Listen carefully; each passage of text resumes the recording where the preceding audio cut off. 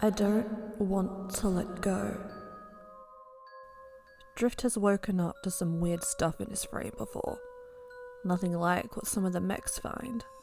Organs swapped to the opposite side, nervous tics that never go away, and, thank Primus, no one has ever died in his body. Hot Rod's eyes have never regained their shine. No, Drift has woken up to various things in his valve and weird punctures in his lines. Evidence of someone enjoying recreationals that he had to give up in order to remain employed by the relinquishment clinic. But this is something different. His frame feels like the color blue lathered its tongue up and down the inside of his plating. A creeping, magnetic sense that lingers inside him. It chills his lines. He shivers. He is still on the operating table, letting the room swim into view. The clinic administrator is there, doing last-minute scans. Drift waits for the feeling to fade. Maybe it's left over from the transferal process. The transferal process he's been through dozens of times, that has never felt like this before. I don't want to let go. It's not words. It's a feeling, a whisper of anger and reluctance that stick to him like low-quality NJAX in his throat. All systems normal, intones the administrator. Brain module and spark chamber reinstallment complete. Drift sits up, patting his chest. I feel off. The administrator glances at him from over the top of his datapad. Define. All inside my frame. It feels weird. You know how, when things operate normally, you don't feel them? The administrator nods. I can feel the inside of my plating.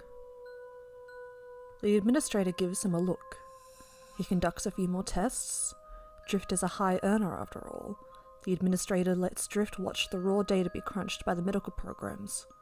Every result comes up green. All systems normal. Who was my client? You know I can't tell you that, says the administrator. He squints conspiratorially. I will tell you that he was a most unusual client. We've never had one of his kind here. But he had plenty of money, enough to rent you out for a whole night. He was very satisfied with his experience. I aim to please, mutters Drift. He hops off the medical bed. When's my next appointment? After the standard healing probation period of 4 weeks. I will contact you soon. Drift nods. He's not worried that the administrator will forget him, like he conveniently forgets some of the cheaper models. Drift's alt mode is flashy, fast, beautiful. He's always in demand.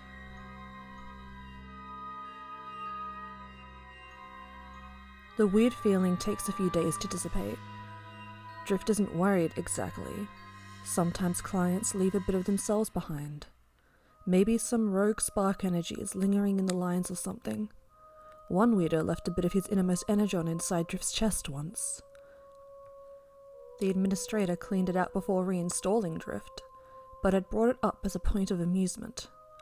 Something of a superstition, he had said wryly, perhaps an offering to atone for the paint marks he left on your aft. The weird feeling fades, and it comes back. Always when Drift isn't paying attention, caught up in the mundanity of everyday life. Those processor grey areas, like when walking down the street, not thinking of anything in particular. Suddenly that blue colour licks up the inside of his chest, swirling around his spark chamber. Drift finds that he has reached out for a lamppost. He's touching it, and it's humming beneath his fingers. He snatches his hand back. He touches it again. Nothing. The blue feeling fades. Another time he is absent-mindedly perusing a cooler of energon drinks. I don't want to let go. The cooler's lights flicker.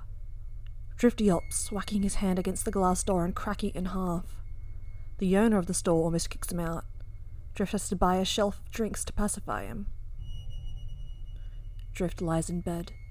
He's almost asleep. I don't want to let go. He gasps and springs up, wide-eyed, staring into the darkness. There's nothing there.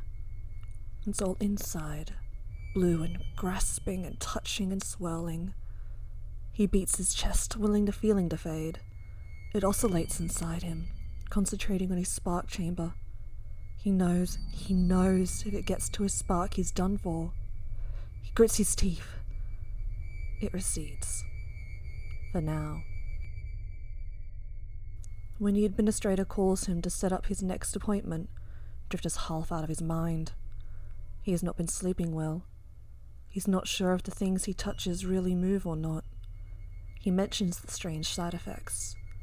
The administrator listens in that calculating way he always does, and tells Drift to come in for more scans. The scans are fast. They are flashy. They are, at best, bereft of answers, and at worst, inconclusive.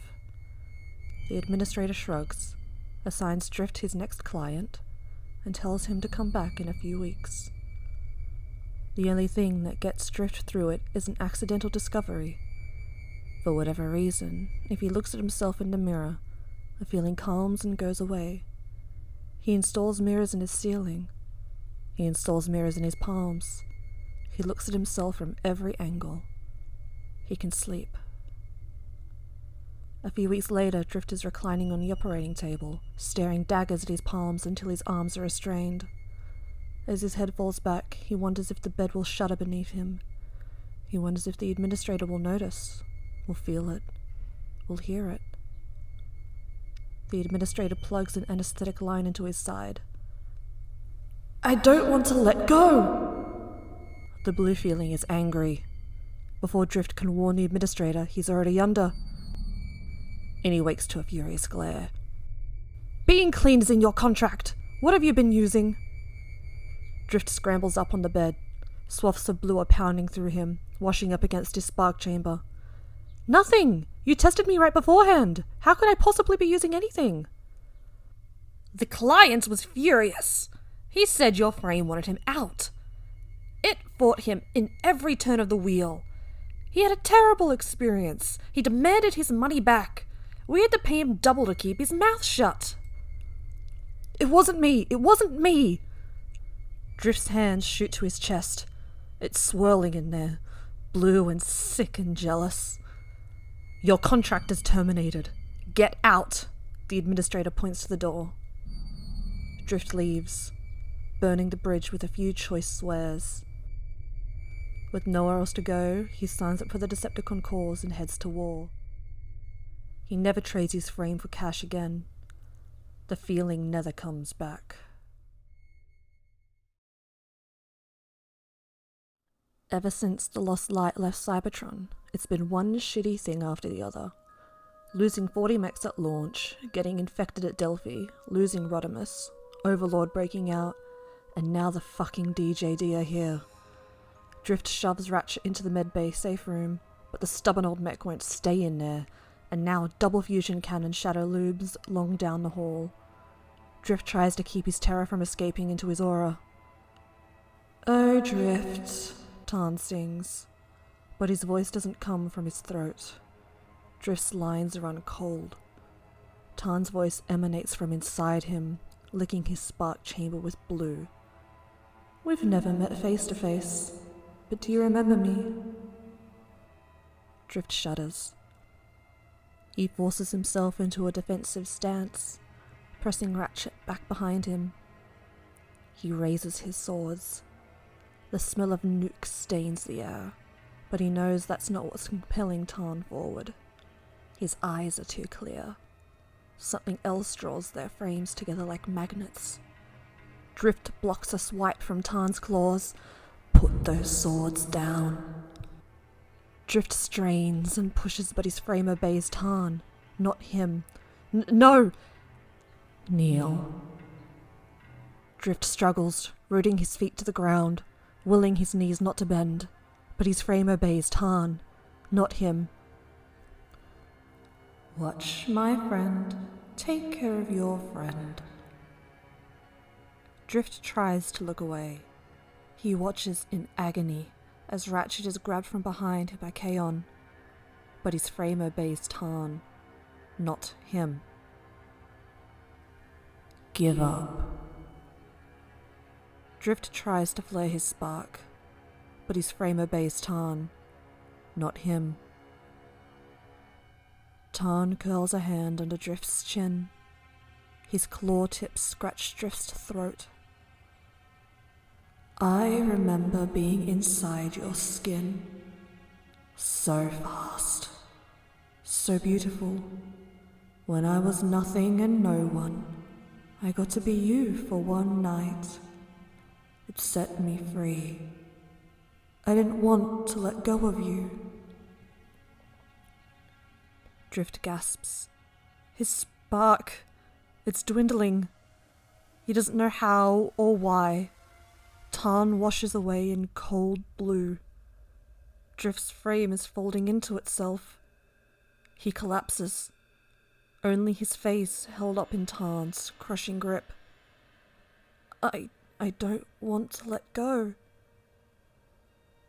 Drift tries not to let go, but his frame obeys Tarn, not him.